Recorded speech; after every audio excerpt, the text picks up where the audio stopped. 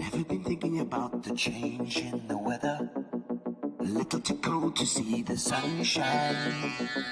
If everyone thought the same, we'd be in the land of never. It's not the same at the end of the lifeline. Have you been thinking about the why or the weather? Spirit is singing like a siren in the sun. Wind is howling into the waves that took us under. Falling around and bringing up blisters by the ton. Driving home, pulling the cable. Start to sink, you know it's quiet under the table. High, high, high. It holds under the bubble. Bring me closer to the fire on the double.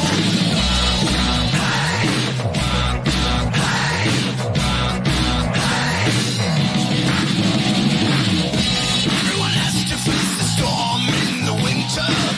The hounds are howling in the frenzy and the fray.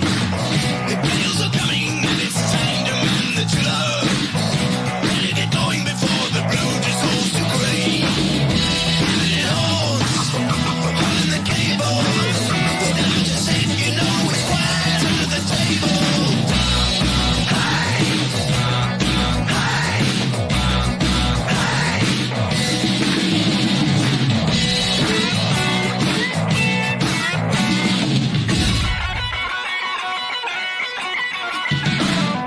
Rolls around, floating over the flaming wheat fields. Pound for pound, they whisper messages on the run. Reeling, feel to shine, but what's to follow? All hands as we sail into tomorrow. It holds into the trouble. Bring me closer to the fire on the double.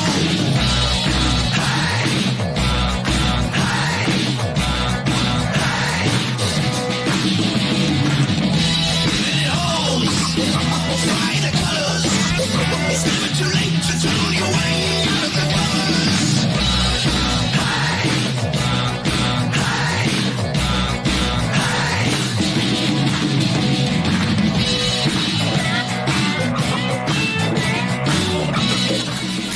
Ladies and gentlemen, welcome to Center Stage.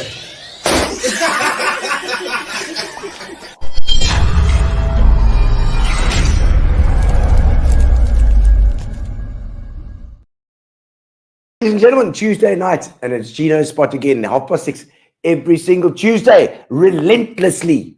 I'll be in your lounge every single Tuesday. If the best place to watch Gino's spot, as you know, is on YouTube. So if you are watching from Facebook as well, just check it out on YouTube, Gino's spot on YouTube, and you can subscribe to that and then get notified every time we have it on. And we always have some interesting guest from PE and surrounds, whether it be East London, whether it be Queenstown and Utrecht Dispatch, wherever it is, we have some interesting person from the area so that you can get to know the people that live around you. That's right. Yeah, in Nelson Mandela Bay, and also from East London and St. Francis, wherever we get interesting people. We've got people all over this lovely Eastern Cape of ours that we can find out what they do, what makes them tick. And that's what we're doing tonight with Meno Alting. Meno will be joining us in a little while, but we have, yes, there's been some news. I mean, this weather this week has been hectic since a storm surge. I don't know what it is, but we will find out very shortly from our weather guru what is actually going on and what is going to be happening in the next little while as well. But a bit of forecasting so that you can know what to do and what we can expect from our weather in the next little while. And I want to find out about the drought. Maybe at least one thing will happen, that the drought will be or our restrictions will be lifted, because the drought will be broken. We hope. So we're going to find out about that. Thank you, of course, to our sponsors. Our sponsors have been amazing over the last 3 years that we've been doing this Gino spot, and Gino spot has honestly it's become this is really cool get together for people of the Eastern Cape, and Spa has been there the whole way with us Spa, as well as over here, Emerbia, our internet provider, always been there for us as well. But specifically Spa have been absolutely amazing with their support, local support. So we're very thankful to them. And then just recently we have, check it out. I'm pointing Fitch and Leeds and Sovereign. Fitch and Leeds and Sovereign. Fitch and Leeds, of course, have been there since right at the beginning as well. Gary DeBrain and the teams helping out with Gino Spot, and also now Sovereign Chicken and Sovereign Foods. Amazing bunch of people, Eastern Cape based, of course, on the Rocklands. They used to be the Rocklands chicken guys, and they are local guys supporting local shows like Gino Spot. So thank you to all of our sponsors. Right, we're going to get right into this now tonight, because we've got quite a few things to get through. Firstly, Brendan Kelly has been on the blower to me, saying that there's lots happening with the with the motoring news as well. I don't know what they're doing in the wet, or what's happening here at the moment, and I hopefully can fill us in as well, because I don't know how much racing is going on at Scribante at this present moment. But I'm going to, first of all, let's have a look and see what Motormouth has to say about our motorsport in and around Nelson Mandela Bay.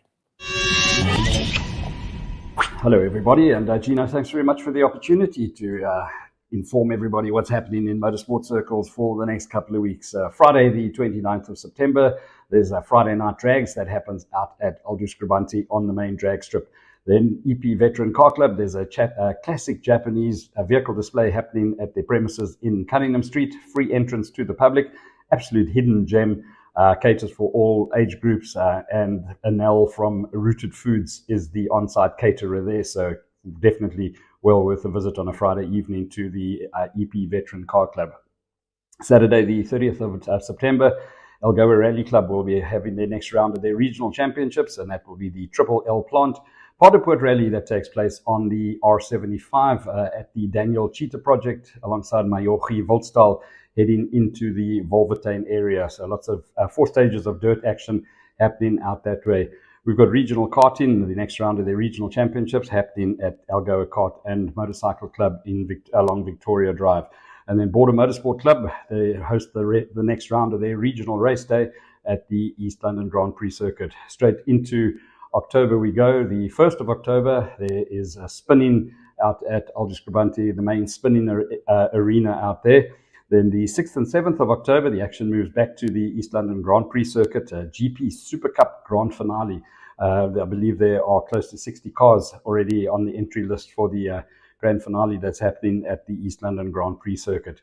On the 7th of October, we've got EP and regional time drag racing. That's round 5 of their championships out at Aldous Scribante on the main drag strip, as well as dirt oval racing that happens at Victory Raceway, the next round of their championship that is at the track on Victoria Drive. On the 14th of October, Ferrari Day out at Aldous Scribante Raceway. Barry Kapelis and Ian Riddle are they the main behind organising this one, and certainly will be a highlight. I believe 30 to 40 Ferraris will be on view, and come out there and have a ride around the circuit in an absolute classic Ferrari. 21st of October, it is the next round of the Aldous Scribante, the Algoa Motorsport Club Championship out at Aldous Scribante, catering for modified saloons, coastal challenge cars, motorcycles. That all happens on the 21st of October, as well as dirt oval racing at PEOTR. And this is going to be a big one. The Hot Rod Sprint for Money Challenge, 25,000 Rand up for grabs in the Hot Rod class. So that will certainly be a big one. The weather's starting to warm up a bit, so come and sit alongside the track, have a braai, and enjoy non-stop dirt oval racing out at PEOTR. On the next weekend then, 27th of October, EP Veteran Car Club will have another display. The Friday night will be a Jaguar display this time around. And there's also Friday night drags happening once again out at Aldous Scribante on the main strip. We close the month off with another round of go-kart racing at the Algoa Kart Club on Victoria Drive, as well as spinning at Aldous Scribante, the spinning arena. That's on the 28th of October. For all information, you can follow us on the Motormouth Facebook page, hit the like button, and stay up to date with what's happening. From me, Brendan Kelly, That's goodbye until next time.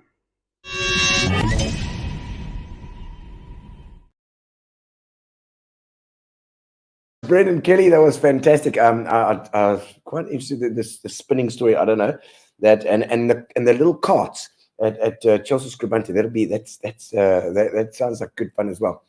And I know the Victory Raceway is always going. I can hear it from here in Walmart. The big V8s and things going on. It's crazy. So good to know what's happening there. You did say the weather's going to warm up. Well, we don't know. We're going to find out very soon from Garth Sampson, our weather guru. And let's bring on the weather.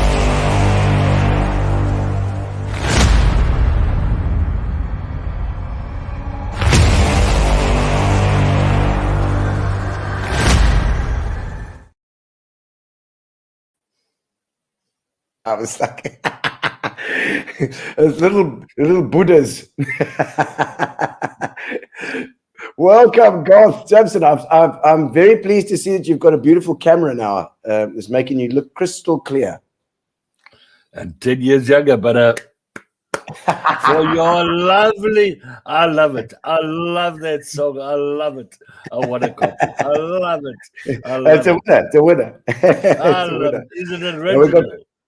Yes, that's the original song. The first song that we do, the intro, that's my new song that's going to still be released. So everybody that listens to the show has a secret listening to it every time. I'm constantly working on it. Constantly working it. Like Garth, but tell us what's happening, Garth. You've sent us a whole lot of videos and things. There's been stuff. The internet has been just full of videos of all sorts of water happenings. Tell us what the story is. Well, as you know, I've been the prophet of doom and gloom and yes, blah, blah, blah for the last couple of years. And I've always said it's going to come sometime. And I've always said the magical word was we have to have rainfall of 50 millimeters and above in 24 hours.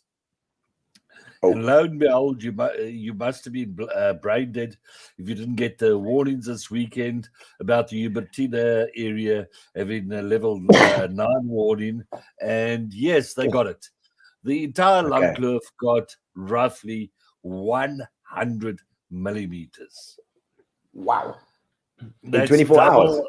In 24 hours. Wow. That is pure runoff. The videos that the people are sending me, oh, it's beautiful. I just want to climb in my car and go right down there now. My wife is begging me, let's go. It's a nice trip out. Yes. The videos I've got are absolutely beautiful.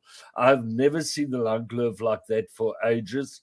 If we go, my little gauging station is at Assegaibos, which is just before Koreano, and that river, Slowwater Bridge, is overflowing like mad. So that water's all running to the Churchill Dam. Up in the mountains, there's videos at Stiermanskraal, which is the gauging station. That water is constantly rising, and that's on the way to the Koga Dam. So the good news is we're looking at the Churchill at the moment. All the dams within the last 24 hours have risen by at least 1%. So, in 24 hours. And yes, and that's before the rain actually really hit us. So remember that water takes 2, 3, 4 days before it hits the dams. At this afternoon, the Churchill was standing at 77. Impolfo was standing at 19. Koga was standing at 62. And I heard a little post from Renette Koleski of Gamtu's Irrigation Board. She said she's expecting at least a 6 to 7% rise in dam levels. And I would not be surprised if the Churchill doesn't overtop by the weekend. And when the Churchill overtops, it runs into the Impolfo. Although the Impolfo's got a small catchment.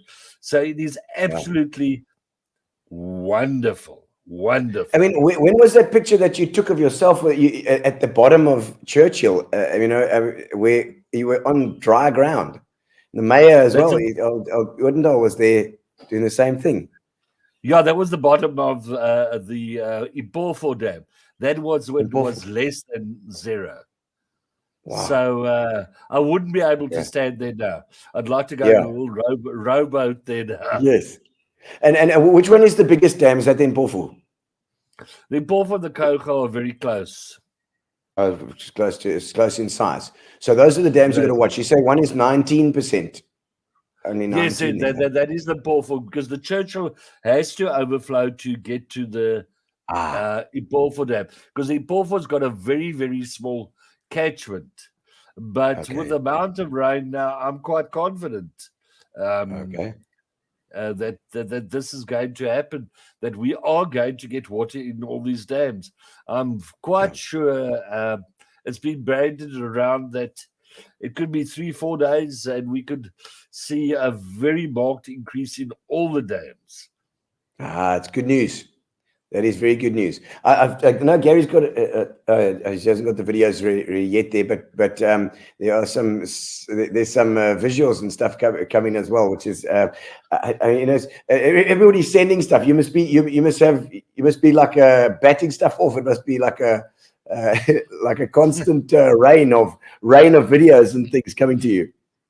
Yes, you got to try and keep everybody happy. Try to answer everybody that sends something is vitally important, and you can't leave them out, and you've got to answer them. It becomes a full-time job. Then you got the media. Tell me now this is it one of these cut-off low stories that was like the 1968 floods? What is happening in the weather, sort of the bigger picture that's causing all this as well? Basically, I got my old meteorological books out last night, and yes, and it was the synoptic charts looked exactly like they teach you. Dr. Van Heerden wrote there in 1979, and it is basically a black southeaster, which happened in 68, and always you got the banana-shaped high-pressure system south of the country, which is blocking the low. You got the upper air cut-off low, and then when that moves through, the low comes in behind it. Bit of the opposite of what usually happens. And it's quite strange. It always happens August, September, October. Okay. It's always in the same position. Yes. I think Gary's ready with some of the visuals. Let's have a quick squiz, Gary. Let's bring up some of these things and see. I don't know. I'm not sure where these things are coming from. Hopefully, you can shed some light. Where is that? This is at Okisoki in the middle of the Koga Mountains, just north of Asagaibos. This is all going to the Koga Dam. All right. Let's see what else he's got here. I don't know if it's going through. He's got a. I know there was quite a few videos that came through. With the storm surge as well, it's been the sea coming in as well. You don't know whether it's river water or sea water coming. That's very similar. That's very similar to the 2008 event. Okay. This is a similar video of the same place. That's the hockey over there. That's paradise. Paradise. My wife would love to climb in the car and spend the night there today. All right. Is that a beautiful place? So also Krakeel, eh? No, that's the Koga. Asagaibos. Oh, is that Koga? That's right. Okay. Koga. Okay. Yeah. And the big question is the drought broken? But remember, we get a meteorological drought, a hydrological drought, and an agricultural drought. Yes. The meteorological drought is definitely broken. Okay. But now remember, the hydrological drought is very influenced on water availability. Okay. So that's the amount of people. So pretty obviously, with the amount of water we've got now, in 1925, it would have been broken. Now there's more people. I always say we should never ever lift restrictions because there are just so many people. But they will Yes, lift yes. them sooner or later. My Yeah. take on the matter is we're moving into a dry season. According to Department of Water Affairs, they will not consider lifting restrictions until the total level is 65%. Now, pretty obviously, if we hit, say, 70%, now I don't think they're going to lift. But if we hit 70% March next year or April, moving into the rainy season, I think they would have considered lifting. So even if we get quite a high figure now, we must remember we are moving into a dry period. Yeah. Okay, so you got it, because I mean, it's a storage. That's the thing, I suppose. Here's some more here. Definitely. By Stuurmanskraal. Stuurmanskraal, was hy. Julle weet hoe dit gewoonlik lyk. Hier gaat nou water af.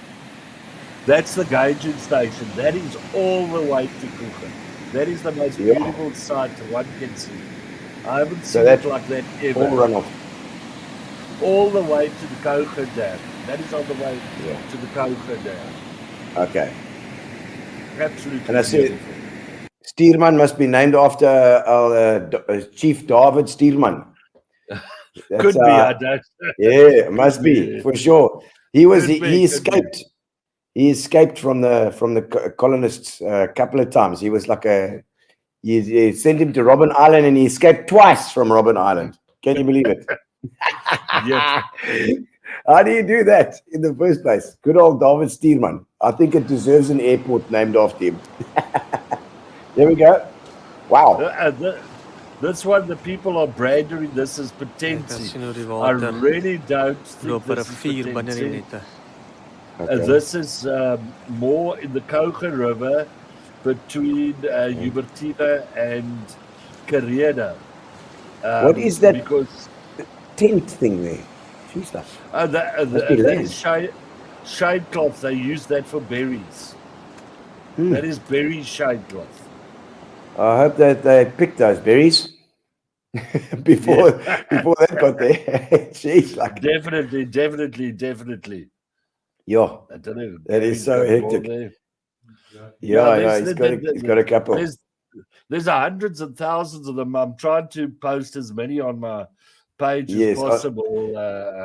Yes, it's called the Weather Guru page. Yeah, that's right. So if the guys want to follow you on Facebook, look for the Weather Guru, and they can follow all of that. Yeah, there's some more rivers there. Wow, this is in between Carrera and Hubertina. This is next to the road. You never see this. You only see a little stream here, and this is all the way to the Churchill Dam. All the way to the Churchill. Beautiful. It's good. And once that Churchill overflows, that's when it really starts to fill up the bigger dams. Well, just the one big dam, the Impofo Dam. I somehow think that we could see some surprises on the Kouga Dam if I look about the amount of water that's running through the river in the upper reaches.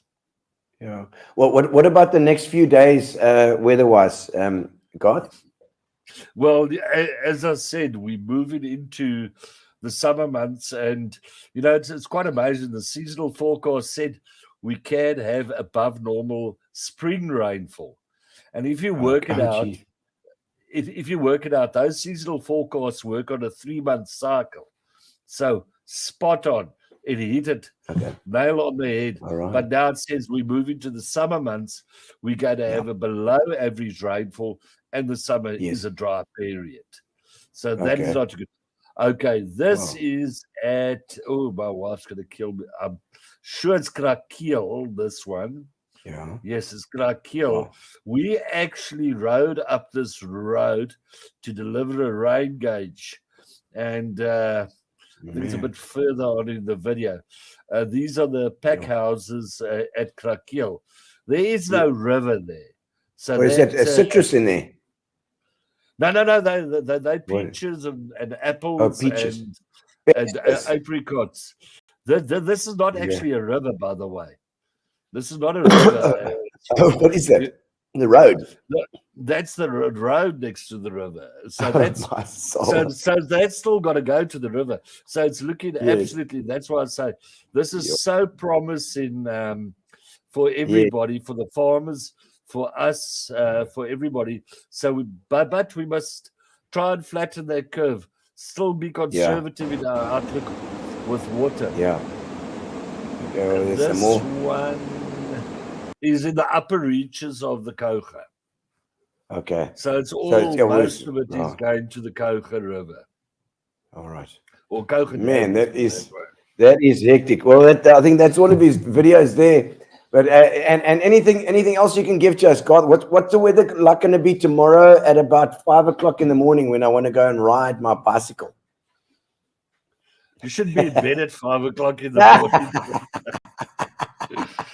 No, it's still going to be cloudy and cool the next couple of days. But All right. when we hit towards Friday, it's going to be those Bergwind conditions again.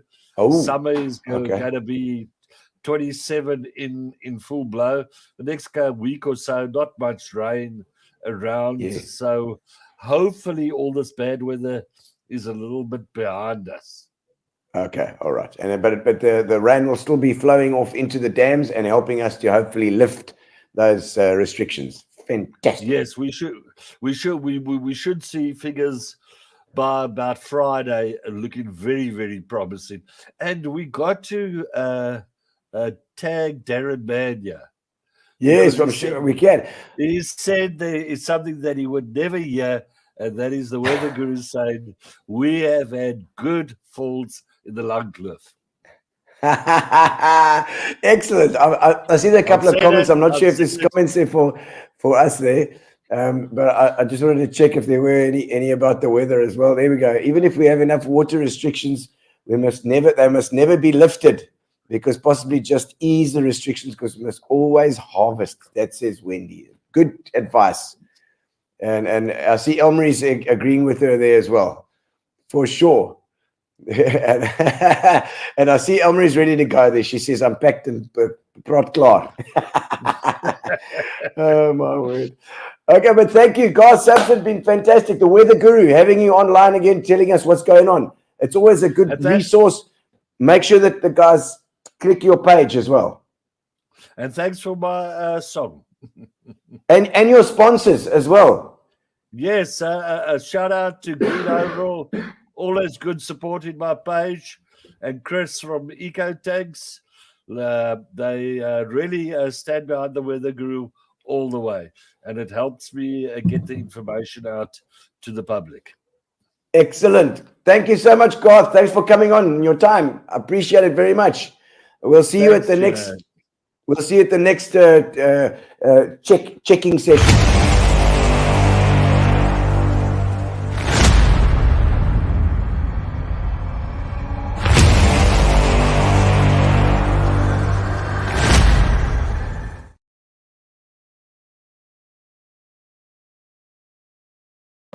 The fact that stuff's being washed away, I suppose that's not great, but let's hope the damage is not too bad.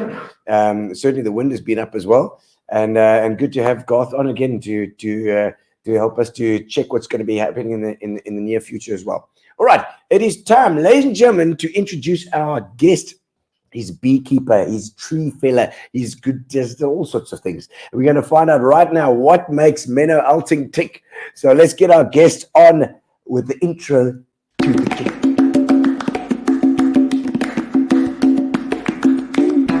Ooh, welcome to the show. Now it's your time to shine. We're gonna have a lekker chat tonight. Another good time. And we are in. Meno, lovely to have you there. Cheers. Well, cheers you.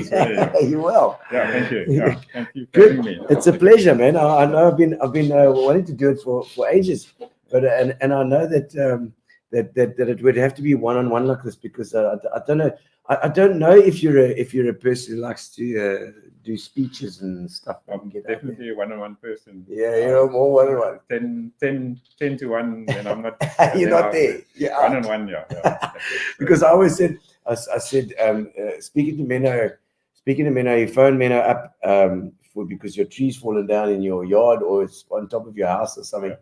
And you literally get your business done in about 30 seconds because it's just yes and no answers. Yeah, it is. Life is simple. Yeah. It is. It is.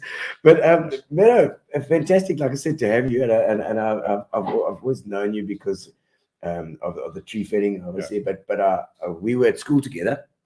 We were at VP. Yeah. 80. When was your matric year? 85. Yeah. 85 matric year. And our VP old boys, we in here. Fires is also one. Yeah, that's right. You know, we've had a couple of you, and Martin Neft, I think was the other. That's right. Also a VP old boys. So good to keep the alma mater going a little bit here as well. And I've known you since then, but then you got into obviously the tree felling and stuff, but you were always into bees as well. Yeah, started off with bees. And you're born in PE, eh? You're like you were born in PE. Yeah. Okay, so provincial hospital. Yeah, Sanford. Yeah, that's the one. And so at school, obviously VP junior school was it? Charlotte. Okay, Charlotte Primary. I was the first person at Charlotte when the school opened. I was in Sept. No way. There was like 3 or 4 of us there.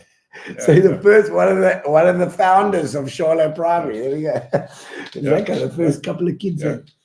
And obviously at VB, you said you actually got into your beekeeping when you were still at school. Yeah, high school. Yeah, then it started off my brother and myself, JJ. Then he was still then known as Jan Joop.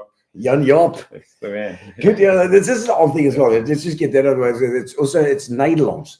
Nederland. Yeah. Your father was it Piet? Piet. Yeah. And Minneke was my mother. Minneke. Okay. Yeah. This is a great name for Nederlanders. Minneke. Yeah. She's like, and your dad had the panel beaters, not panels or spray painting. Panel beating and spray painting. Spray painting. Peter Alting. You fix it first before you spray it. Pete Alting, he was there in where was the thing? First Avenue Woman. Yeah. First Avenue was Now it's the First Avenue Funeral Parlor. Oh, it's the same place there. So it was a body shop. It's still a body shop. I like that. Okay, so your dad always been involved with it. Did you guys used to chuck in there all the time as well? Yeah. From when I was born. Okay. When I worked for him then for a couple of years, or for a year and a half, as a panel beater. So I'm a qualified panel beater. Oh, is it? But not by my dad. And then I went to go work with my brother and then qualified as a panel beater. Oh, right. So, okay, because your brother sort of took it over, I think. Yeah. Oh, he started his own panel beating business. Okay, and then, Peters. Yeah. Peters panel beaters. That's the one. Yeah. But your father-in-law used to... Yes. Johnny Molyneux used to, my father-in-law used to stay here in this building here. We stayed right where we are now. This was his posse. Okay. And he used to have the little bubble car and the Oryx. Blue one. Yeah.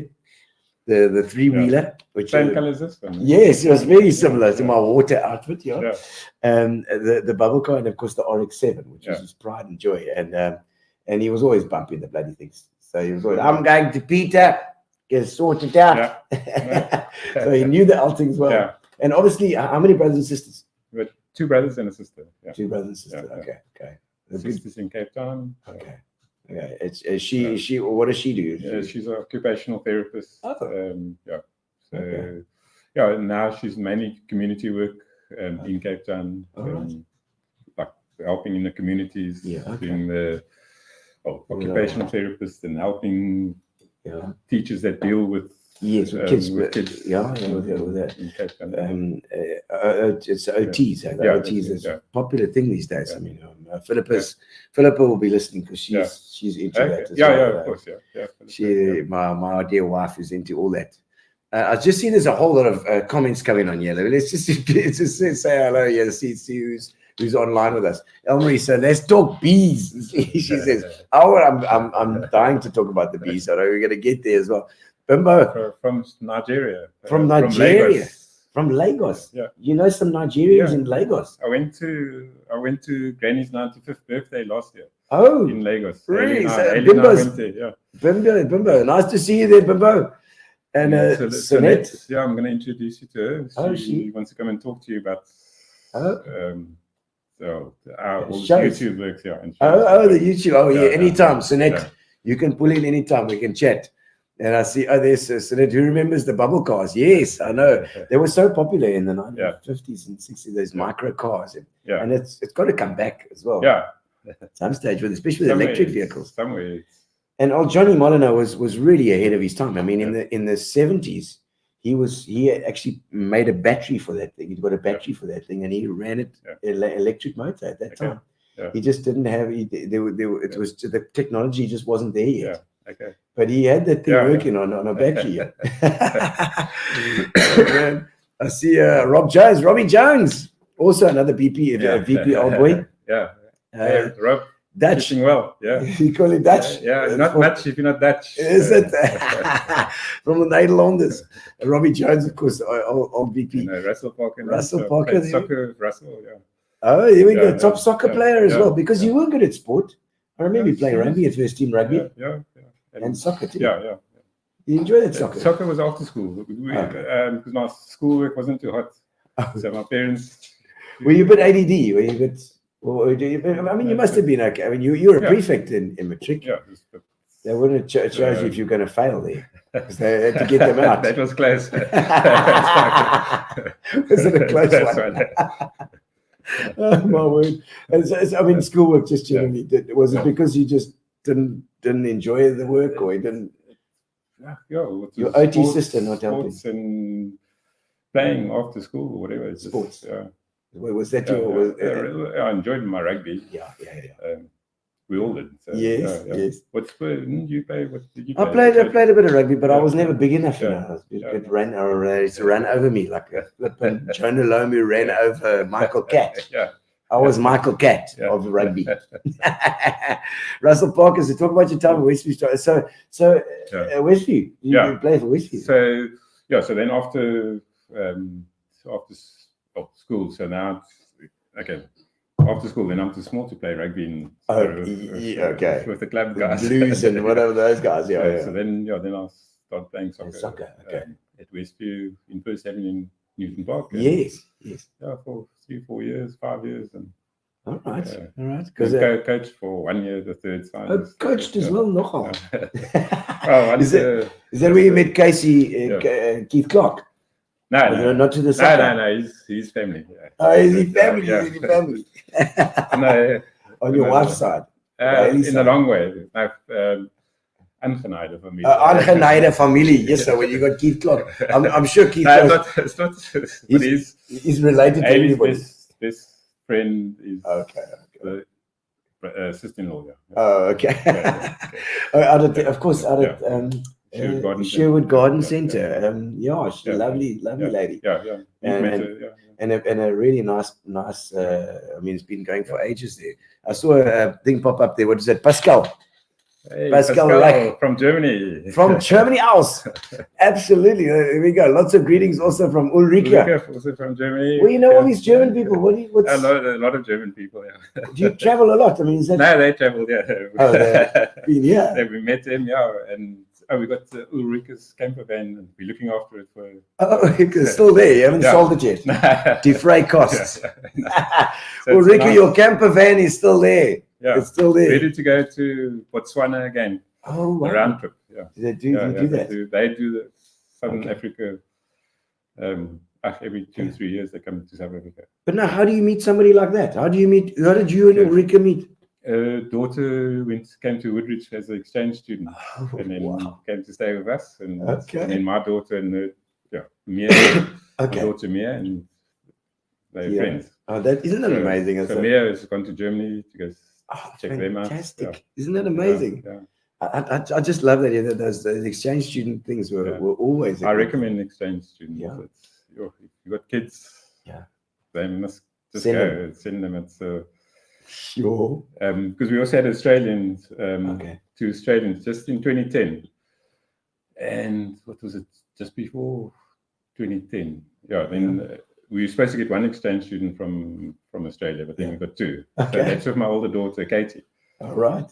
So one girl was supposed to go with us, and the other girl to another house, but then that other family said no, can't take us. And then he said, okay, we'll take them both. Oh, that's interesting. So, I mean, I know Haley's really so Haley's very, she's out there. definitely, She likes people. Yeah. She's a people person. Yeah, Right? that's right.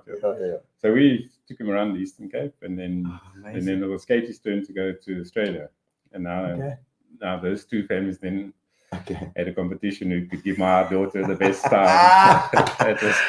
So they treated her.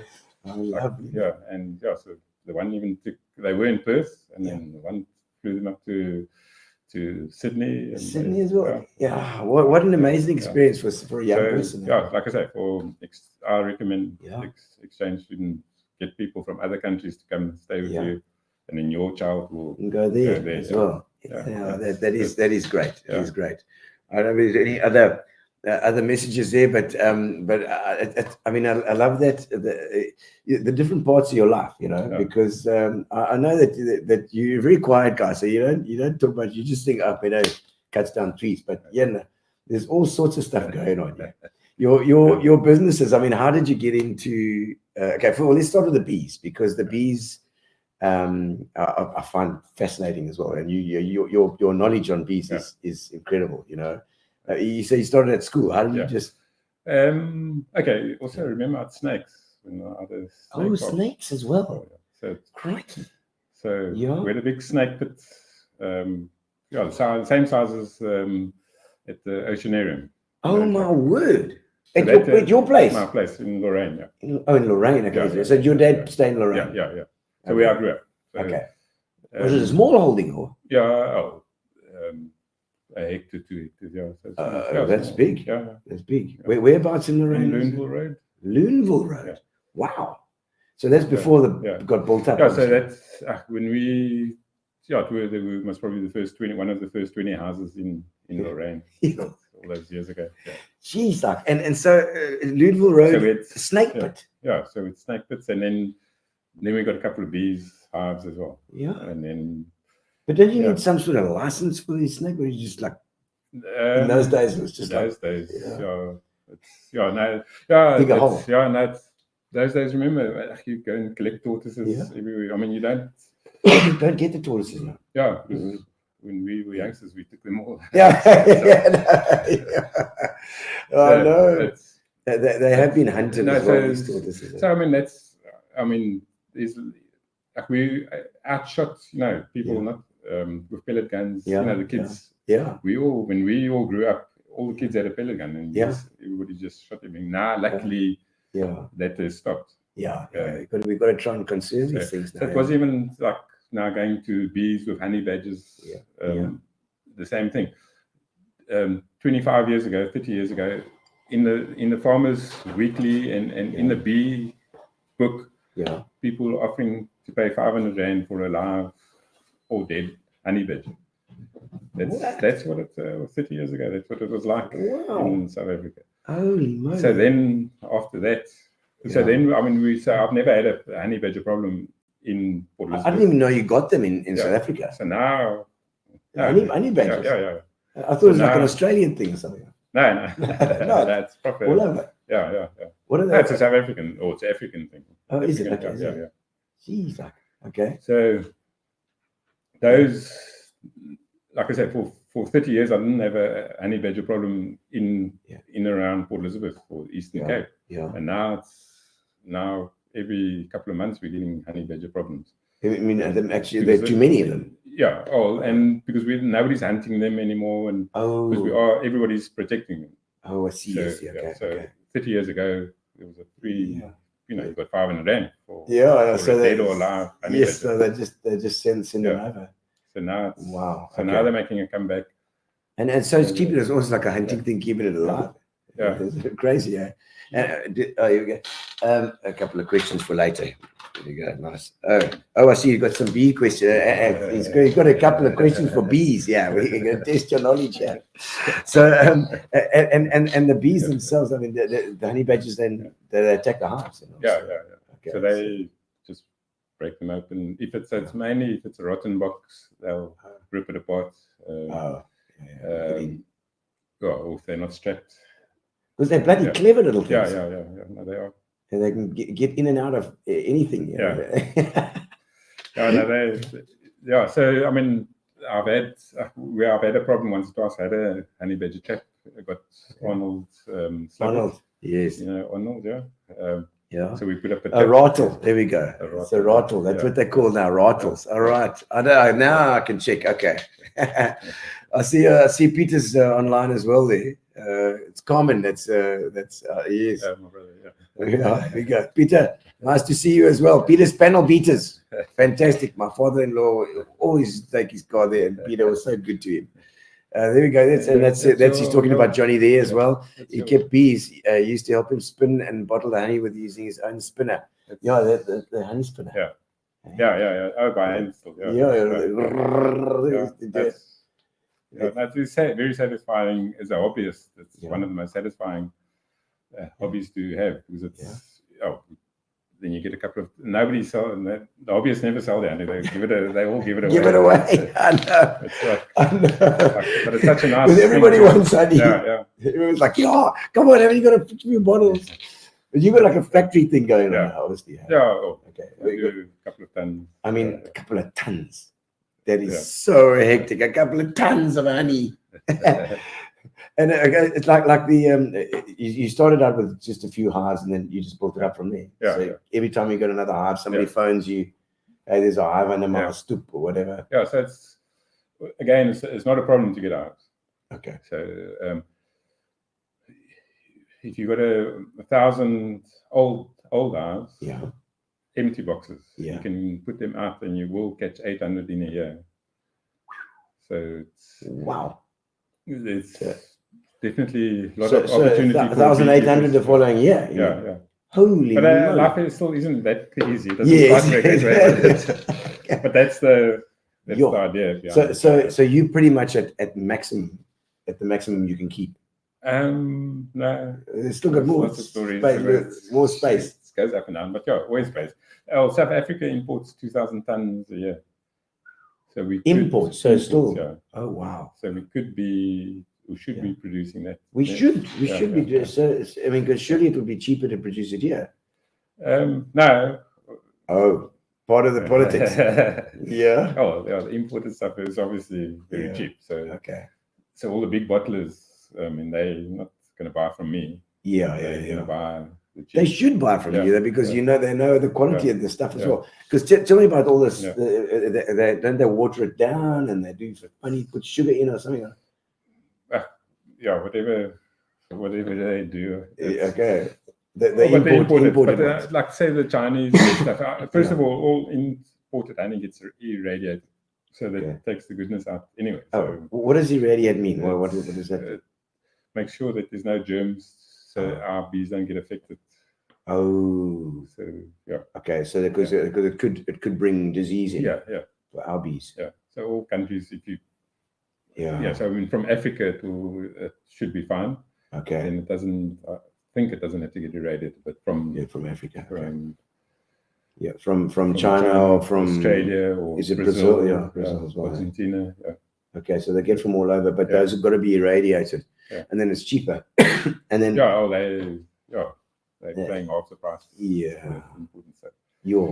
So we've got to get our honey. We've got to get enough of these hives so that we can provide our own. So the Eastern Cape, I would say, if you buy any honey from the Eastern Cape beekeepers, you won't have a problem.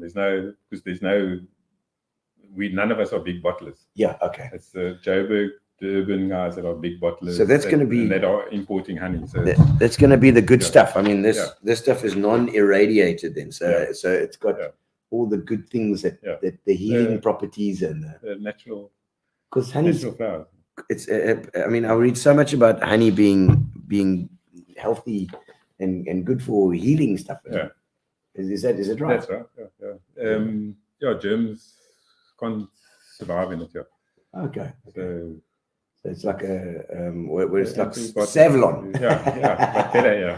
Okay, but more natural. Yes. No, that's amazing. Okay, well, let's. I want to have a look at a couple of these questions here. See, what must the bottle label say when you want pure honey? Does because all these labeling is always specific, eh? What are the rules? The bottle label say when you want pure honey? It says pure Yeah. raw honey. Yeah, pure raw honey. Yeah. It says pure pure raw raw honey. honey. It's got to be on. So raw is So yeah, the things that you have to have label on the label has to be the weight, and then this one hasn't got to wait because he's put extra in for me. Yeah. Yeah, ran out of a couple of 500 gram stickers. All right, okay. And then the Best before. What else does it have to have? Okay, so who the beekeeper is, then the address where it is, and now for some other reason we have to put a best before date on. Yes, okay. Does it not matter? I mean, this can last for it will all honey. All honey has to crystallize. Okay.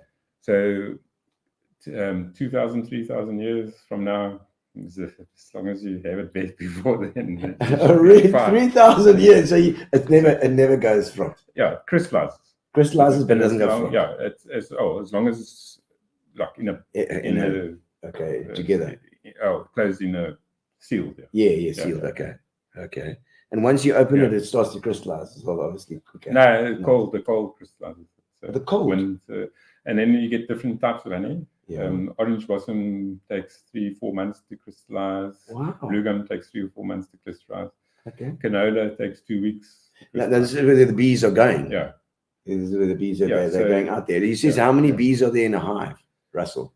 How do you count? How do you count how many bees? Russell. Is he talking? Is he just trying to catch you out here? Yeah. So, but you got the frame, and there's like a brood frame. Yeah. And it's like 2,000 on the one side, 2,000 on the other side. With the queen lays in, and there's 10 frames of that. Then it's 20,000 if they all hatch. So boxes. A big box could be a hive could be 40,000 to 80,000. Wow. Okay. There we go. Neil Hutchins says, I bought 12 bees from Meno the other day. He delivered 13 and said I only ordered 12. He said it's a free bee. That's my brother-in-law from Canada. Coming there with a good bee joke. Thanks, Neil. But, I love the sort of the life story of the bees and how they start. Like we were talking the other day about how they separate and when it gets too full, when a box is full, basically. Yeah. So, okay. Yeah. While we're on the subject of full box. Yeah. And okay, so it's if a hive is full, 40,000, 50,000, there's no more space. Yeah. For them to store honey. Okay. So now you've got 50,000 unemployed workers. All right. There's not a problem now. Those 50,000 workers are going to riot. Yeah. If you just bump their hive. Wow. Or cut grass in front of them. They get cross, angry bees. So that's when you get angry bees, if that hive is full, it's too full. Defensive bees. Oh, they're defensive. They're not. They're not angry. Okay. They're defensive. Okay. Yes. I'll get that. I won't. I'll be woke. I'll be bee woke. Okay. So, but there's a problem coming out now. Yeah. In Port Elizabeth now, we've had like 500 mils of rain over the last 5 months. Yes. And the swarms are, because of all the flowers, they're going to be super strong this summer. Fantastic. It is, but it's there's a just in Port Elizabeth in summer. There's at least 50 dogs going to get killed every summer. Wow, your dogs in back gardens. Watch out for your dogs in the garden. Because people got like bees in the roof, they'll be fine for 6 months or 8 months or a year. They'll be fine in the roof, and then suddenly they, like I said, then they're full. They're full, and there's no beekeeper to take the honey away. So when beekeepers take honey away, we now giving them employment again. Okay. So now they can, those 50,000 workers. The union is happy then. Yeah, the union's happy. Oh my word! So it honestly works, because it's fascinating. Like this hive works as a unit, you know. Yeah. So better to remove when you see something, or put it in a box at least that you can get it out. I mean, how do you get the honey out? Yeah, okay. Let's think about the people now with bees in they don't want to pay to have the bees removed. Yes, yes, and that's fine. And like I say, but it's fine. The bees, most of the time, they will be fine. Yeah. But there's times when you're not at home and the bees get defensive and the dogs can't get away, and it happens every summer. I was in Newton to when was it? Yesterday, day before yesterday, and I was riding a stop street and just bees all over the place. Where do these bees come from? Those are trick swarms. Yeah. So they from the 50. Okay, so I have 50,000 bees. Yeah. There's full. So now they produce another queen. Okay. And she flies off to go with a third of the swarm. 1/3. It's always like that number. She was like a big give or take. Yeah, but I mean, so a third of the swarm goes. But that swarm that flies like that they got nothing to protect, so they're not going to be stinging anyone. They're fine. Because that's what you said the other day. There was a swarm at my gate, and they just got inside where the doorbell was. So anybody that came to the door was like, God. But you were saying that they're not angry, so they'll fly around you, but they won't go for you. Yeah, because they got nothing to. There's nothing for them to defend. No queen, no babies, no fruit, no honey. So they have to have something like a home to go to, and then they start to protect. Gary says, "What's the mostest times you've been stung?" I've been stung more than 1,000 times. Really? Yeah. Oh my soul! Not so much anymore. Okay, you know what to do now. Now I delegate. Just send other people to get stung. I like that. Oh, you new employee. Yeah. How many times have you been stung? 3. No, sorry, off you go. You need another couple. Yeah. No, but my first 20 years of beekeeping, I mean, getting stung. What's it? 200 times a year. It's not that much. 200 times. And what's the worst place that you've been stung in?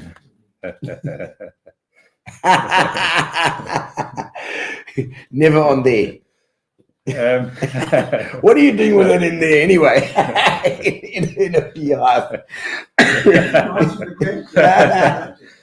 I'm just presuming already. What's the most painful place to be stung? Your eye. Eyes and lips are sensitive. The nose is sensitive. Inside. Yeah, you get water in your eyes. Yeah.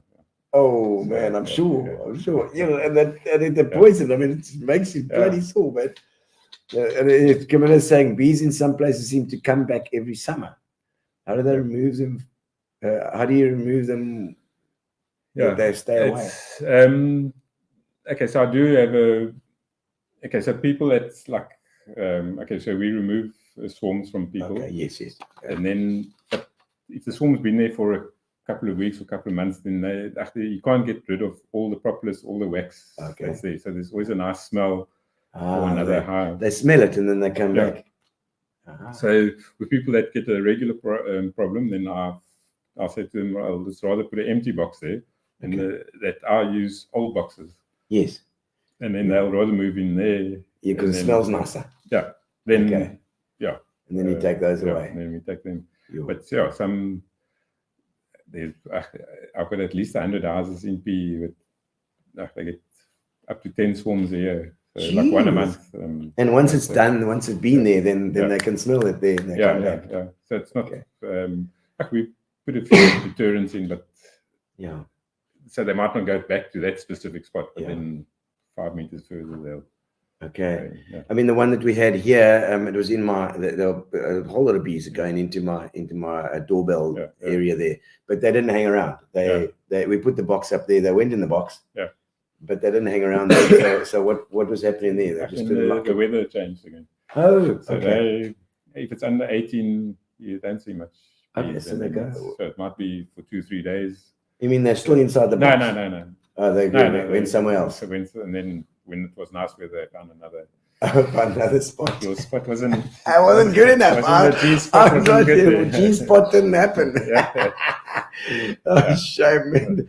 But I mean, what I love about it is that it's like I see it almost like a brain like this hive is like a brain, but it works together. One bee on its own is silly bee, but when they work together, they've got this whole thing. How does it work? I mean, tell me some interesting things about bees, because I know you've got some interesting info with bees.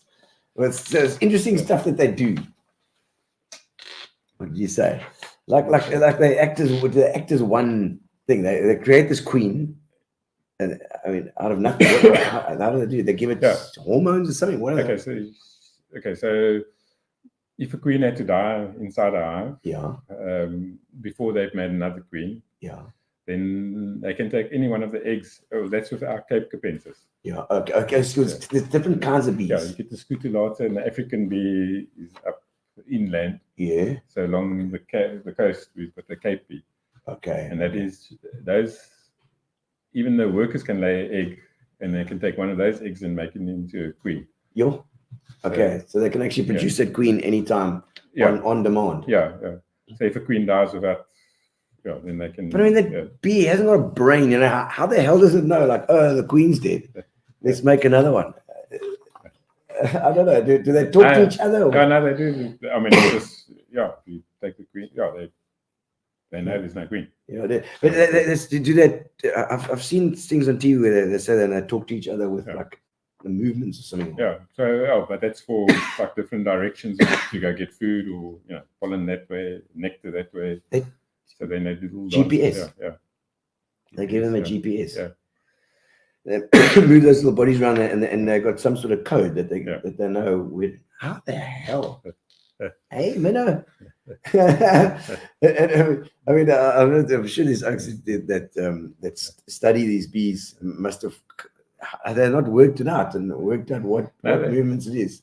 No, they have the Dutch and the Germans. Oh, they have a look at these things. The Israelis are very good with. Israelis, as well. Okay. They're very switched on with their beekeeping. There was a story about the African killer bees or something killing other hives and American bees and stuff. So that's just our African bee. Yeah. That's upcountry. Our African bee. Not the Cape Capensis, but the scutellata. Okay. They imported. Some professors like trying to experiment, and there's a couple flew away. Yeah. Oh, I see. Okay. But it's not. They're not killer bees. They're defensive bees. They're a lot more defensive than any other bees. So, I know she always says defensive bees. They're not killer bees. They're defensive bees. Okay. Yeah. And that it is. It is. They're defensive. They're not. Okay. They. How can I put it? All animals, for that matter. I mean, there's no animals that really hunt humans. Yeah. They all, if they bite you, it's from self-defense. Yeah. Snakes, they're scared, lions, or whatever. They don't go and hunt as such. Snakes as well. I mean, you've been bitten by snakes too. Yeah. Really? On the school bus. On the school bus? You brought it with you, you bastard. It serves you right. Little red-lipped herald. Oh, took it for an oral at school. Are they poisonous? 2 bee stings, so it's fine. Oh, is that what it was? Same poison, yeah. Okay. Because I've had a couple of red-lipped heralds here now coming through. Yeah. They're gone. Yeah, no, they're fine. Yeah, they're okay though. Yeah. Mark Marshall, I just send a picture to him, but I can send pictures to you as well now. Send Meno a picture and see if it's dangerous or not. I think Mark Marshall and Arnold Slavitt. Yes, bros. Yeah. Okay, let's have a look at some of these questions here. Gary's giving me a couple of questions. Your favorite part about the beekeeping? What's your favorite bit?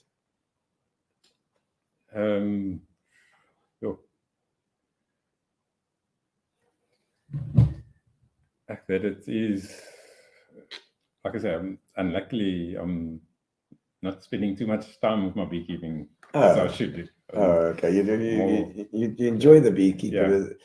I suppose it's that process of it's sort of like your pet. Yeah. That's a swarm. So it will, when I get to retirement, then I'll definitely spend a lot more time with the bees again and become a proper.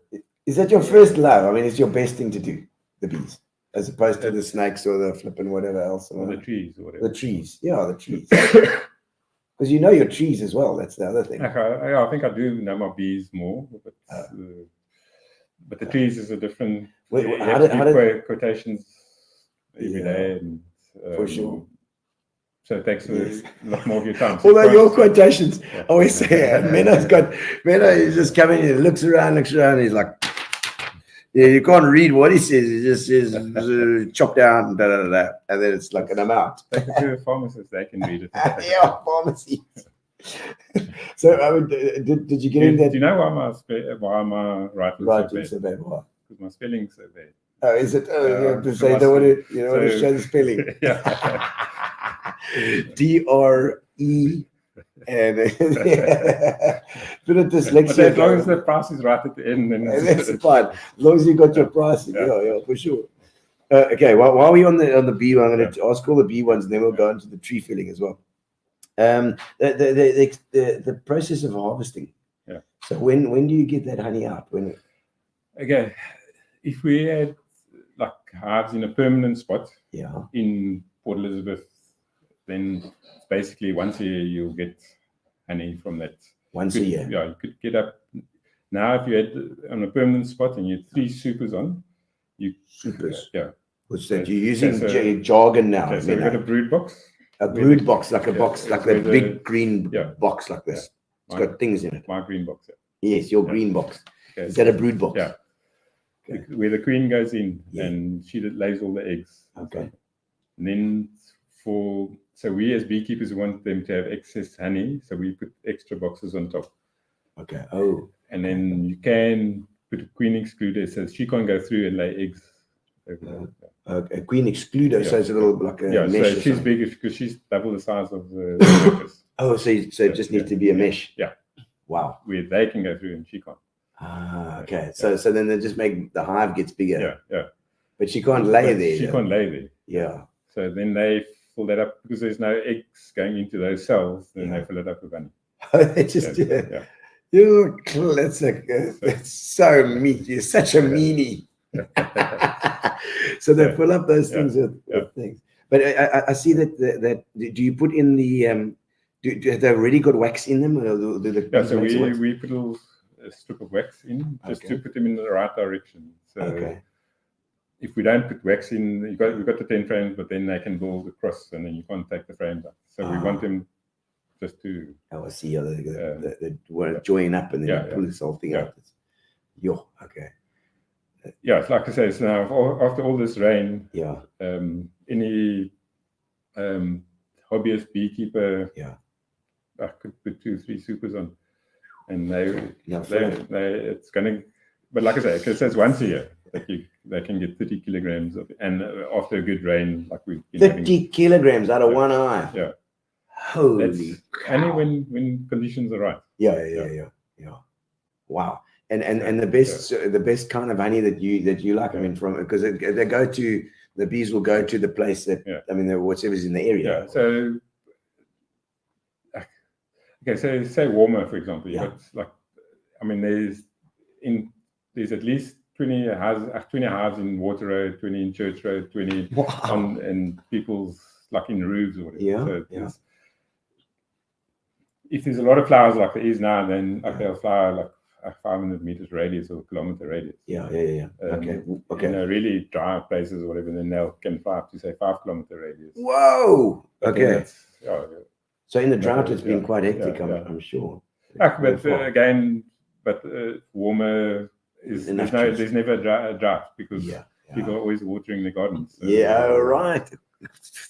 So they're a lot of living on variety. Okay, yes. So where I stay, I basically just got blue gums.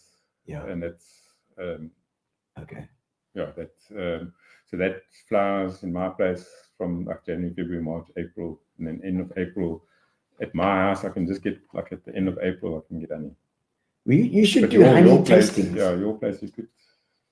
Do you do honey tastings? Yeah. Have you thought about doing that? You try the blue gum, the citrus, the. Yeah, and it's just literally the pollen that they're going to fetch. The nectar. Nectar. Yeah. I'm getting it. Another lesson for me. Yeah.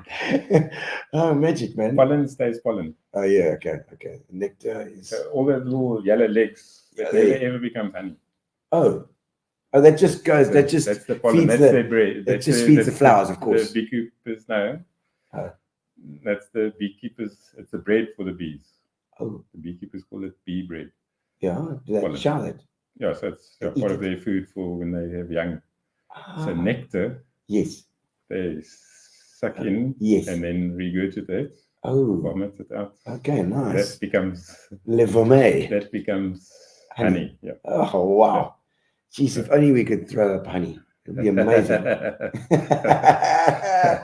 Wow. Okay, so they actually use it as food as well, but then when the leftover goes to the next flower and pollinates the flower, of course. Because I always thought as well that is that then not true that the hives are getting less and less?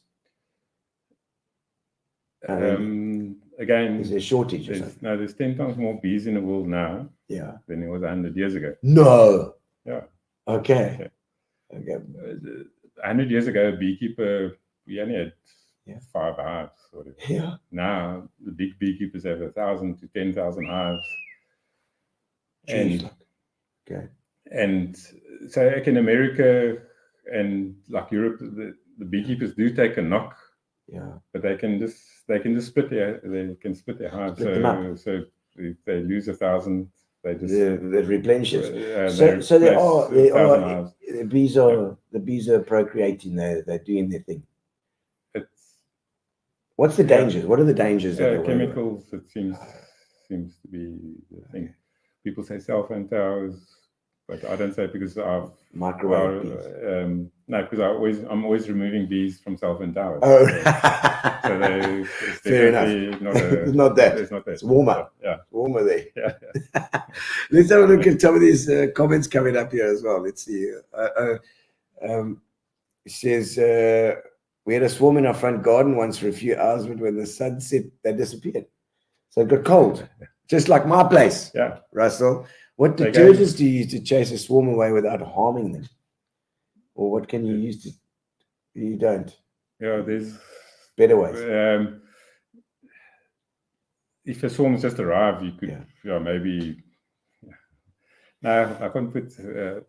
no, because things go wrong. And then the person gets killed. And then Brendan Kelly's in the newspaper, the Herald...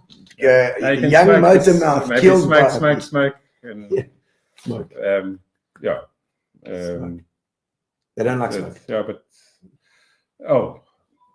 what happens with the smoke? What's the deal with the smoke? If you fill up this whole room with smoke, then you want to bugger off. Is it the same story? Same story. Doesn't make them drunk or anything. Okay, so but for a new swarm moving in, you can smoke them out of. But an old swarm, then that's already. I mean, they're not going to leave 20 kilograms of honey behind, and don't want to. And 30,000 brood little larvas. They're not going to leave them behind. So then they go for you. No, but you just smoke them just to that they think that there's going to be a fire in case they have to leave home. So they just all start sucking up nectar in case they have to move home. So what they do. So then once they've all sucked in nectar, then it's like a good Sunday afternoon lunch. So now they Magie vol oortjies toe. Yeah. You're gonna have to excuse me for a Go minute. for it. Go get a chat. So we're with Meno. He's going to take a quick beer break. The Sensational 6. I need to tell you guys about the Sensational 6 coming out while Meno has his break. We are doing 13th of October. 13th of October, we are putting together our Sensational 6 show, 9-piece band, doing Depeche Mode, Talking Heads, and Bon Jovi as well. And we're pitting them against 3 of the big stadium bands, the stadium bands of the 20s, which is it's going to be Coldplay, Imagine Dragons, and Maroon 5. We put them against each other, and we're going to have a fantastic show there. But this is not we did this at the Hellenic a little while back, but we've got together with Line Out Productions. Line Out with Ronnie van Jaarsveld, who's actually playing bass with us as well, and he's put his Line Out productions into this into the show as well. So we've got a huge PA system. We've got amazing lighting and screens, AV, audio visual as well. And we are putting it in the biggest tent you've ever seen at the Oktoberfest at the German club. Simon Shaw will be joining us as well, because of course Wayne Callis has gone to America, and he's doing a project out there. So Simon Shaw will be doing the show with us as well, and we're going to be doing it. So we're putting on a mega scale. We have this huge tent. We're putting our tables, and we can have we're going to have food available and drinks as well. And you can pull in there, book a table, and we're going to have a Musa party. It's going to be amazing. On the 13th of October, we are just preempting the Oktoberfest, which will be there the following week. And so if you want to have a proper party, it's going to be the night before the semi-final, I think, of the rugby. So there's no rugby on that night, as far as I know. So it's a chance for you to have a party. Make sure you book a table with Wendy. Wendy, I'm sure can put a link in the. There it is. There's a number. You can click on a number, or you can book through Quicket. Make sure you get in there soon. We're going to have a wild time. It's got enough space there for 1,000 people if we need it, and we are hoping to fill it up. So the Oktoberfest tent at the German club. Thanks to Peter Graham and Thomas, the guys they're going to be doing the Oktoberfest there, which is also insane the following week as well. And I see there Camilla saying she really enjoyed Simon. Simon, of course, helped us out with 2 of the shows that we did at the Hellenic Hall as well. And he's a wonderful guy and a fantastic talent. So so make sure that you book your tickets soon. Don't be disappointed. We are going to have a whale of a time at the Oktoberfest venue, which is a big tent at the German club, 13 October. Put it in your diaries right now, people. Put it in your diaries. And so we're going to do that show. It's an amazing show. It's insane. It's absolutely. And we've got the Oktoberfest tent, which is going to be it's a huge tent. I think that whole area at the back there. It's just this massive tent with this great PA system. So it's going to be big sound, big stage, like a full-on concert. Yeah. And stadium bands as well. So it's gonna wax it all up. So now we spoke a lot about the bees now, but now the tree felling and stuff, did that come as a natural progression, or fetching bees cut down this tree as well? It was it started off basically because of before cell phones. Before cell phones. Yeah. So my brother JJ had a tree felling business. Oh, okay. And I had the beekeeping business. Yeah. And my mother used to take the phone calls at home. Okay. So we had to then go 3, 4, 5 times a day to see whose phone. So they get the name, get the address, phone the people back, and make an appointment. All right. Yeah. So then. So I saw how much phone calls he was getting. Are you getting more phone calls than you? Yeah, right, so you joined him. Yeah, so then he wanted to go live in Holland. So then I took over his business. So Jan Jaap. Jan Jaap. Jan Jaap went to Holland. Yeah. To where all his namesakes are. Yeah. As well. Yeah. Because Meno also. Meno is also a good Dutch name. Yeah. It's not short for anything. It's just Meno. No. Menu.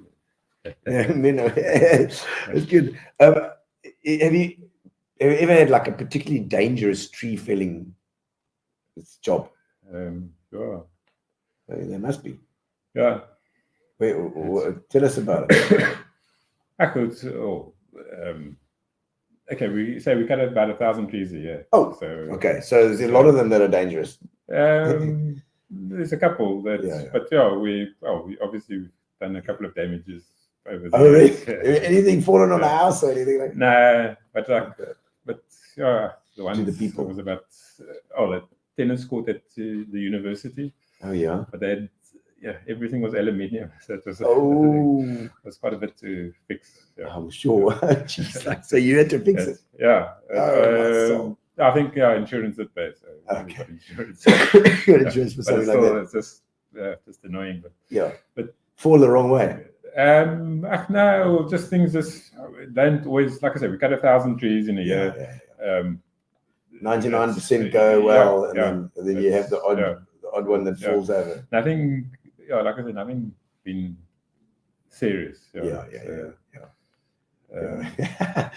must be, but there must be tricky stuff. I mean, what's the most tricky thing? No, there's definitely. I mean, every 2 weeks is some tricky one. Okay. You have to tie it up with ropes and pull it. No, but I've got guys that have been doing it for years. So I know the story. I don't have to tell them. You've got your staff. And I mean, if I get there, then they make accidents. If I'm not there, they're nervous if I'm there. So, really? So just leave them. They just do well without me. Let them do their own thing. And they've been doing it so many years. So they're a great team, and I always get my firewood from Meno as well. He's just got firewood. But the interesting thing that I found is that you get to cut all these trees down, but then what do you do with the wood? Like there must be some amazing trees that you've had to fell. Yeah, and I've got some like really nice. I had this guy cut them into slabs, and they're busy drying now from 10 different trees, and like stunning ones. So then you take it to sawmill or something. You've got your own sawmill. This guy's in Meno Elting. Wow. So he's been a sawmill. Yeah. In Meno Elting. Well, we listen out for listen out for it. Other guys' generators are going. It's the same amount of noise as the generators. And then he gets some beautiful wood though to work. So we're going 50-50 on the wood. Okay. So he keeps off the slabs and then. But he treats it for you and gets it right. No, well, we're drying it ourselves on the farm. Okay, you dry it out. Okay. But it's going to be got some stunning pieces of wood now. And so if anybody wants really good wood to make something really special, to come to Meno's your man. Let's have a quick look at the comment there. I saw it covered there. What's it about palms? Cleaning the palms is dangerous. So they grow so high, and the guys would go up with a chainsaw. Gee whiz, is that true? I've seen a couple of those palms. We got. There's different ways of those big canary henses ones we put scaffolding around. Okay. So then the guys got safety harnesses on. We also got spikes, so we can. So the guys, climb them. So they got 2 safety harnesses. Put one around, climb up a few steps. Put the next rope. So there's always a rope. Always something there for holding in case you fall over. Yeah. Don't those palms do that disease on the top of their die? Those are the canary henses. And they haven't they been much indigenous? dying. No. Not indigenous. So they're from out of. And they still don't know what exactly is causing it. So, but that stopped really. You haven't really seen too many of them dying anymore. Well, it's either one around Mount Pleasant there, they're on the back, going out to from the Sardinia Bay Road. And that's sort of CV Road. CV Road, CV Road. No, but those what are those? They weren't planted properly or whatever, so they just died. But it's very dangerous because they're going to fall. They are dead. They're not going to grow. There's at least 20 or 30 of them. They're going to fall over. They're going to fall over. And my word! So when you're riding out that way, just careful that any of them don't fall on you. Yeah. When you go. Because you see now, as a tree felling business. Yeah. Now, whenever there's something tree felling that's gone wrong, we get the videos. You get. I see. Yeah. Okay. So and then I've seen like a couple of videos where, like in the storm, those dead palm trees when they fall, and that's a big problem. That should. Okay, they're not going to grow. There's 10 of them are alive. The other 10 are not going to. So they are going to fall one way. Okay, so you've got to get. They've actually got to get, and the municipality's got to come to you and say, "Okay, cut these down." Oh, they didn't plant. The guy there that's planted them in that house, they didn't plant them. Okay. So that guy that with that big wall should take them down. Yes. Okay, I don't know who stays out there. Maybe somebody put there who stays out that way, because I always think about those ones. They didn't look alive. Yeah. Here you go. Do you ever cold call if you see an overgrown property, you leave your car. There you go. Walk past the thing and just leave your car there. At Russell, there's in every single person's yard, I can see 100,000 rands worth of work. So yeah, you can't call it doesn't. Because you get too many calls anyway.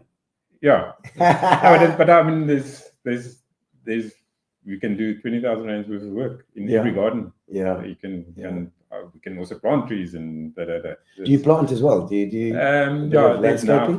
No, I don't do landscaping, but I just help Helen from the berries. Okay. So we have had to take coral trees out for other people instead of cutting them up. I've planted them at my place. Okay. Now she needs because they're indigenous. Yeah. They're indigenous. Yeah. So now she's used it on a job in circular drought. Okay, so you supply some of the guys. But it's coral trees are nice to replant, and wild figs are nice to replant. So instead of if we can, we take them out nicely. These giant figs. But you need a crane truck. Have you got a crane truck as well? Yeah. So you got to. You built. How many staff have you got there? 20. 20, and then on the bee side. But that's between the bees and the 20 of this bee. Okay. So it's Meno's apiaries, but it's also Meno's bees and trees. Bees and trees, eh? Trees and and let's have a look here. Any memorable stories that you got about tree removals? Or anything interesting times? Well, something that sticks out in your head, like that was a nightmare. Or really good. Okay, let me. You don't have to name names. No. Yeah. No, it's all good. Okay. So this is what I like about people. Yeah. So when I started out as a tree fellow, I had to do a job, and I underquoted. Oh dear. A couple of thousand. Oh dear. Okay. Oh shit. Okay. But the guy. Then he saw that I underquoted, so then he paid me extra. And it's just, but now if I underquote, the next time you're on your own. That's why you always, but you seem to know what you're doing when you're looking at the stuff. I'll come here and say, this one needs to the canopy. Leave the canopy. Do you like to leave the canopies on but I've got oak trees here outside. I do love them, but I know they're not indigenous. Yeah, but all trees, oaks, they in Europe, they trim them every year just before winter and keep them at a certain There's so many leaves. And the jacarandas. So I went joined the fishing club with my daughter. Oh, right. Okay. So again, it's like I said, so they help the young, they don't help me. Yeah. So I'm the 50-year-old, she's the 25-year-old. Yeah. We both now sitting at the beach. Yes. They'll just tell her everything. Oh, you don't tell her anything. That's the age. Classic. I love that. So that's now I see it again. Like I said, now if I underquote with a job, I'm on my own. And I've seen it now. The new young guys coming in, they underquote the guys. The guys are like, oh no, we are okay. They help them out. Okay. No, you got to help Meno as well. Oh no. What about the snakes in the trees? Have you come across it? Yeah, no, but the snakes, they actually, in trees, those would be in, the tree snakes? The green mambas? No, not the green mambas. Worm They you get them here? Yeah, but they just move off by themselves. A little bit scared. Defensive. I had a job once to cut just the verge, Old CV Road. It was 5 kilometers long, so 1 meter that side, 1 meter this side. So that's equals to 1 hectare. It's 10,000 square meters, and then you're not allowed to kill snakes. You have to every time there was a snake, you had to Cool, regards to- Marshall. Yeah. Okay. It's just part of the deal. You're not, the Alright. guys weren't allowed to, obviously, Yeah. I'm for it, obviously. Yeah, But yeah. we came across 7 snakes in that 1 hectare, Okay. Yo. in that 1 hectare, 1 meter off the road. Jeez. And it's mainly adders. So adders, so the buff adders and the night adders, they just lie there and wait. Again, they only can bite you for defense. They're not wanting to eat you. The puppies, puppies don't, they'll just sit there. Yeah. They don't move around too much. So the others that we might have, didn't even see. But we saw 7. So I mean, the kind of jobs that you do as a tree fitter, I mean, it's garden stuff mostly, I would imagine. In town, really. So Yeah. Not on small holdings as such. And then this for the municipality, do you do work like that as well? Yeah, I've got a contract at the moment. Yeah. Doing verges. No, trees. Trimming The trees, of course. Okay. So they give contracts out like that as well. It's tenders that. Okay, you got to say. So you're doing you have to do the. Are you a tenderpreneur? Yeah. Well, somebody's got to do the jobs in the end, and it's pretty specialized in it. Yeah. Okay. It's the Elmarie says, do you work after midnight? We have a tree lifting up paving at a road and municipality refuses to take it out. Oh my word. Elmarie, you're not supposed to tell everybody that you're going to do that. You're going to do it in secret. Oh, nice, Annette. I see Russell's trying to get us into trouble there. Compost. You deal with compost as well? Because you got those. So I got a chipper. Chippers. Yeah. So all the branches that we chip, we make into compost. Yeah. Okay. And it was it. You just put in a big pile and let it thing a bit. Yeah. So my compost pile's the size of your house. This house. Yeah, 5 times the size of your house. Yeah. Really? Yeah. Oh my soul. Jeez. Okay. Because it's on a different scale when you. I mean, how many jobs do you do a day for roundabout? Yeah. Oh. Like say, I could do 10 cubes of chippings per day. Yeah. Wow, 10 cubic meters. Yeah. 10 bucky loads. Yeah, that is hectic. And then you get the guys to do firewood. So there's all these things that spread off. So you got your bees, you do the honey. Yeah. You take them to the farmers as well, isn't it? Yeah, for pollination. Yeah. How many times? So actually pollination is now apples, pears, plums, and after that is orange, onions and carrots. Onions? Yeah. And carrots, okay. But remember, pollination. That's pollen. It's pollination. There's no nectar. So they don't make the honey there. Then, so that's why those farmers have to pay us to have the hives there. Because it doesn't produce. Because we're not going to get any honey from it. So. Okay. But they need it, so they get 80% more apples and pears and plums. Okay. So that they basically hire the bees out for what, half the year? Or? No, 6 weeks. 6 weeks only. Okay. So during that time, most things only flowers like up to 6 weeks. Okay. I didn't even know that. I'm learning a lot tonight. Yeah. So 6 weeks. That's great. And so you hire them out there. You get the honey as well. That's an income stream as well. And then the rest of the year they're just making honey. And then your tree felling, the people phone you. They have to charge. You get that money in there for that. And then you chip them up and you make firewood and then you sell that too. Another income stream. I love it. It's a brilliant business model. Make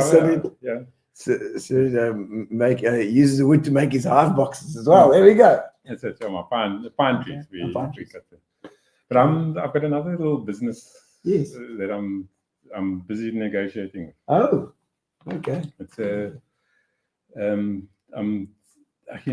so all the guys get circumcised here in the Eastern Cape. Yeah. Okay. So all the guys, I'm making a contract with the guys to get all the foreskins. No. Yeah. No ways. And I'm busy negotiating with the guys, with the Jewish guys as well. Oh, are you gonna sell it to them? No. So I want to so we can do kosher. Make it. I'll get a I get it sewn up into a purse. Yes. Where's this going? But I'm like I say, I'm in negotiations. Yes, negotiations, making little purses. Yeah. Men, are you full of cuck? No, but I like it because when you rub it, it becomes a handbag. I was waiting for that. Yeah, Meno Alting. The business way. It's been There's lots of job. It's your jobs. Maybe I'll go in business with you there. We'll check. I've still got one to give. I can't see the environmental benefits to responsible tree removal. We'll give you that one as a final question. How about that? Environmental. I mean, you've got to, I suppose, the environmental thing. Right? Are you taking away a lot of the non-indigenous stuff? Again, if Port Elizabeth is like 80% alien. Yeah.